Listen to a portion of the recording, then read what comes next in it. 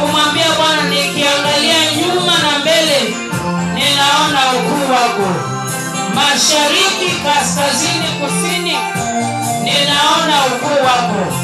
Open your mouth and pray in the name of Jesus, ya kwamba Bwana amekutoa mbali kwa mkono wake. Wiki nzima amekuwa mwaminifu kwako. Si Bwana amekutenda mengi, utamwambia nini? Has the Lord been faithful?